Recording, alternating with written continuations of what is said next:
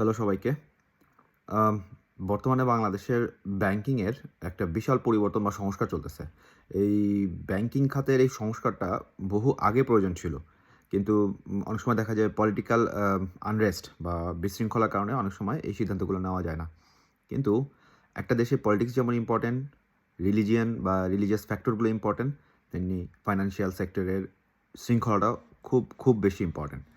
তো আজকে কথা বলব হচ্ছে ফাইন্যান্সিয়াল সেক্টর, বাংলাদেশের ফাইন্যান্সিয়াল সেক্টরের যে একটা সংস্কার চলতেছে সেই বিষয়টা নিয়ে। আম বাংলাদেশে এখন মোটামুটি ৬৩টা ব্যাংক অপারেট করে। এর ভিতরে ১৯৭২ এর পরের থেকে, স্বাধীনতার পর থেকে নিয়ে এই পর্যন্ত বাংলাদেশে এখন পর্যন্ত কোনো ব্যাংককে দেউলিয়া ঘোষণা করা হয় নাই। এটা বলা যায় যে বাংলাদেশ ব্যাংকিং সেক্টরের জন্য একটা চমৎকার ইনফরমেশন বা চমৎকার একটা বিষয় যে বাংলাদেশ সরকার বা সেন্ট্রাল ব্যাংক কখনোই কোনো ব্যাংককে দেউলিয়া ঘোষণা করে নাই। একটিমাত্র ব্যাংক ছিল ওরিয়েন্টাল ব্যাংক, যেটা কিনা পরবর্তী আইসিবি ইসলামী ব্যাংক নামে আত্মপ্রকাশ করে। কিন্তু সেই ব্যাংকটাকে অনেকটা বলা যায় যে ইন আইসিইউ বা ইনসেনটিভ কেয়ার ইউনিটের মতো করে বাংলাদেশ ব্যাংক বাঁচিয়ে রেখেছে, কিন্তু কখনো দেউলিয়া ঘোষণা করে নাই। দেউলিয়া ঘোষণা না করার পিছনে একটা লজিক কাজ করে, সেটা হচ্ছে যখন কোনো ব্যাংক দেউলিয়া ঘোষণা করা হয় তখন মানুষের ট্রাস্ট ভেঙে যায়। মানুষ দ্রুত গতিতে টাকা উত্তোলন করা শুরু করে এবং এটার একটা চেইন ইফেক্ট আছে এবং ওই দেখাদেখি অন্য সব ব্যাংকগুলোর উপর একটা প্রভাব পড়ে। এবং আ বাংলাদেশ যেমন বহির্বিশ্বের সাথে ব্যাংকিং করে, বহির্বিশ্বের কাছে এরকম কোনো ব্যাংকের দেউলিয়া ঘোষণা আসলে বা বন্ধ হয়ে গেলে ওই দেশের উপরে একটা বিরূপ প্রভাব পড়ে এবং তখন দেখা যায় যে বাংলাদেশের সঙ্গে যে অন্য দেশের ব্যাংকগুলার বা বিজনেসম্যানদের যে বিজনেসগুলো থাকে, তখন ট্রাস্টটা নষ্ট হয়ে যায়। তো বহির্বিশ্বের ট্রাস্টটা নষ্ট না হওয়ার কারণেই দেখা যায় যে অনেক কষ্ট করে হলেও ব্যাংকগুলোকে টিকিয়ে রাখা হয়। অনেক ধরনের ঋণখেলাপিকে সুযোগ দেওয়া হয় কিংবা ব্যাংকের অনেক ধরনের আম আ আ সংস্কারমূলক কাজগুলো নেওয়া হয়। তো এই মুহূর্তে ব্যাংকের সংস্কারের মধ্যে যে একটা নতুন বিষয় এই ১ম বাঙালি বা বাংলাদেশীরা দেখছে, সেটা হচ্ছে মার্জার অ্যান্ড অ্যাকুইজিশন। মার্জার অ্যান্ড অ্যাকুইজিশন হলে কি হয়? মার্জার এবং অ্যাকুইজিশনের মধ্যে পার্থক্য কী বা মার্জার অ্যাকুইজিশন হওয়ার পরবর্তী সময়গুলোতে কী হয়? এটাই মূলত এখন আলোচনার বিষয়। বাংলাদেশে এই মুহূর্তে ৫ টা বা ৬ টা ব্যাংকের মধ্যে মার্জার বা অ্যাকুইজিশনের কথা উঠেছে। ২ টা বা ৩ টা ব্যাংক অলরেডি করে ফেলেছে। মার্জার অ্যাকুইজিশনের মধ্যে যে প্রভাবটা পড়ে একটা বা ২ টা ব্যাংকের ভিতরে, সেটার ফলাফলটা পাওয়া যায় ১ থেকে ৩ বছরের মধ্যে। এখন খালি চোখে বা খালি দৃষ্টিতে কিছুই বোঝা যাবে না। তবে এই উদ্যোগটা যে সৎ এবং এই উদ্যোগটা যে প্রয়োজনীয়, এটা এবং এক ধরনের এটা কি বলে কারেক্টিভ মেজার্স বলা যায়।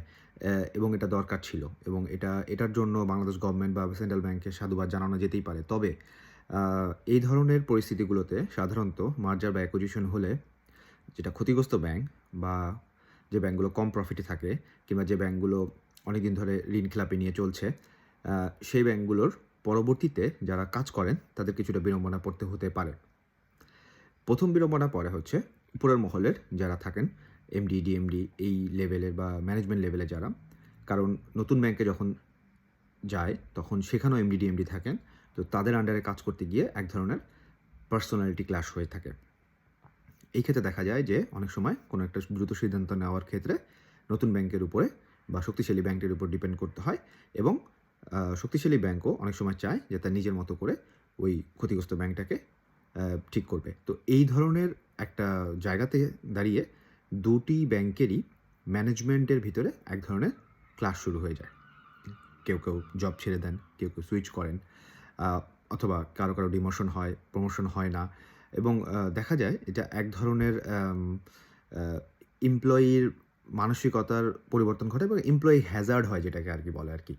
তো এটা একটা প্রবলেম হতে পারে। যেটার যেটার একটা লক্ষণ হয়তোবা আমরা কিছুটা দেখছি এবং আরো সামনে দেখতে পারবো। দ্বিতীয়ত যেটা হয় যে লোনগুলো খেলাপি হয়ে গেছে এবং যেগুলোকে আমরা ব্যাড অ্যাসেট বলি, ব্যাড লোন বলি, সেই ব্যাড লোনগুলোকে ঠিক করার জন্য এমপ্লয়িদের উপরে একটা বড় ধরনের প্রেশার আসে। রিকভারি ডিপার্টমেন্টে আসে এবং নতুন লোন বা গুড অ্যাসেট ক্রিয়েট করার ব্যাপারেও একটা প্রেশার হয়। তো ওভারঅল এটা হচ্ছে যে পুরনো খারাপ লোনগুলোকে কমানো এবং নতুন অ্যাসেট তৈরি করা। এটা পুরো ব্যাংকের জন্য ২ টি ব্যাংকের একীভূত হওয়ার পরে যে সিচুয়েশনটা দাঁড়ায়, পুরো ব্যাংকটার জন্যই এক ধরনের প্রেশার কাজ করে। সেই ক্ষেত্রে যারা এক্সিস্টিং ভালো এমপ্লয়িও আছেন, যারা মিড লেভেল বা জুনিয়র লেভেলে, তাদের উপর এক ধরনের প্রেশার পড়ে এবং দেখা যায় যে এটাও এক ধরনের পারফরম্যান্সে বা তাদের আ কাজের প্রেশার বা লোড, এখানেও একটা প্রভাব পড়ে আরকি। দ্বিতীয়ত যেটা দেখা যায় যে আ এতে কিছু খরচ বেড়ে যায়। কারণ হচ্ছে যে আননেসেসারি খরচ বেড়ে যায়। কারণ একীভূত হওয়ার পরে বা মার্জার বা অ্যাকুইজিশন করার পরে এক ধরনের ব্র্যান্ডিংয়ে মনোযোগ দেয় ব্যাংকগুলো। তো ব্র্যান্ডিং করতে গিয়ে দেখা যায় যে রাতারাতি বিশাল এক ধরনের খরচের মধ্যে ব্যাংকগুলো ইনভলভ হয়ে যায়। তো সেটা এক ধরনের হিতে বিপরীত হয়ে যায়। যেখানে খরচ কমানো, ব্যাড লোন কমানো এই ধরনের লক্ষ্যই থাকে। সেখানে অনেক সময় ব্র্যান্ডিংকে সামনে এনে ভালো করার চেষ্টা করে। যাই করা হোক না কেন, এই টোটাল কাজটাই করা হয় মানুষের মধ্যে, সাধারণ মানুষের মধ্যে আস্থা ফিরিয়ে আনার জন্য। তো আস্থা ফিরিয়ে আনার জন্য যা, যা কাজ করতে হয় একটা ব্যাংক সেগুলোর দিকে নজর দেয়। চতুর্থত দেখা যায় অনেক সময় এই মার্জার বা অ্যাকুইজিশন ভালো কাজ করে না।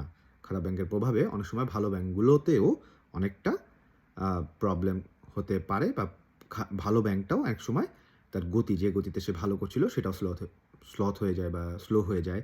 তো সেই ক্ষেত্রেও ভালো ব্যাংকের উপর একটা প্রভাব পড়তে পারে এই মুহূর্তে। পঞ্চম যে কারণটা আমার কাছে মনে হয় সেটা হচ্ছে আম এইটা এক ধরনের ইকোনমির জন্য ভালো মনে হলেও আসলে মানুষের ভিতরে এক ধরনের অস্থিরতা কাজ করে যে আম আমরা সে ব্যাংকে যাবো কিনা? তো বা সেই ব্যাংকে ট্রান্সেকশন করবো কিনা? তো ওভারঅল এই মার্জার অ্যাকুইজিশন আসলে মানুষের ভিতরে ট্রাস্টটাকে আনতে খুব বেশি সহায়তা সরাসরি করে না। হয়তো একটা নির্দিষ্ট সময়ে গেলে তখন হয়তোবা মানুষের ভিতরে এটা আসতে পারে। পৃথিবীতে এরকম বহুত মার্জার অ্যাকুইজিশন হচ্ছে। উন্নত বিশ্বে মার্জার অ্যাকুইজিশন হচ্ছে অনেক আগে থেকে এবং এটা এক ধরনের নরমাল একটা বিষয়। কিন্তু আমাদের সেটা একেবারেই নতুন। তো এই মুহূর্তে কিছু জিনিস আছে যেটা মার্জার অ্যাকুইজিশনে খুব ভালো কাজ দিতে পারে যেটা উন্নত বিশ্বের ব্যাংকগুলো করে থাকে। যেটা করে তারা খরচটা একদম কমায় দেয়। তারা ব্রাঞ্চগুলোকে ক্লোজ করে। তারা নতুন ধরনের টেকনোলজি ইমপ্লিমেন্ট করে। তারা মানুষ কমায় এবং সেখানে হচ্ছে টেকনোলজি ইমপ্লিমেন্ট করে কাজগুলোকে আরও বেশি কিভাবে বেগবান করা যায় সেই চেষ্টা করে। তারা অপ্রয়োজনীয় ব্রাঞ্চগুলো ক্লোজ করে। ব্রাঞ্চ ব্যাংকিং বন্ধ করে তারা কোর ব্যাংকিং বা সেন্ট্রাল ব্যাংকিংয়ের দিকে মনোযোগ দেয় এবং অপারেটিং কস্ট কমায় নিয়ে আসে এবং সেইভাবে তারা প্রফিটের দিকে আগায়। এবং যেটা হয় যে প্রজেক্ট বেস কাজ করে কিংবা ভালো অ্যাসেট ক্রিয়েট করার জন্য তারা বেশি ড্রাইভ দেয় এবং যেটা দেখা যায় যে তারা নতুন মার্কেটের দিকে আগায় যায়। তারা বিদেশে ইনভেস্ট করে কিংবা তারা এমন সব খাতে ইনভেস্ট করে যেখানে রিটার্নটা খুব তাড়াতাড়ি পাওয়া যায় অথবা সেখানে আসলে খুব একটা বেশি দেখা যায় যে রিস্কও থাকে। তাড়াতাড়ি প্রফিট করা বা বড় অ্যাসেট যেখানে হচ্ছে অনেক সময় দেখা যায় যে কাস্টমার অ্যাসেসমেন্টে অনেক সময় দেখা যায় একটু গাফিলতি করে। সেক্ষেত্রে এখানে আসলে ব্যাংকগুলোর আসলে তেমনটা কিছু করারও থাকে না।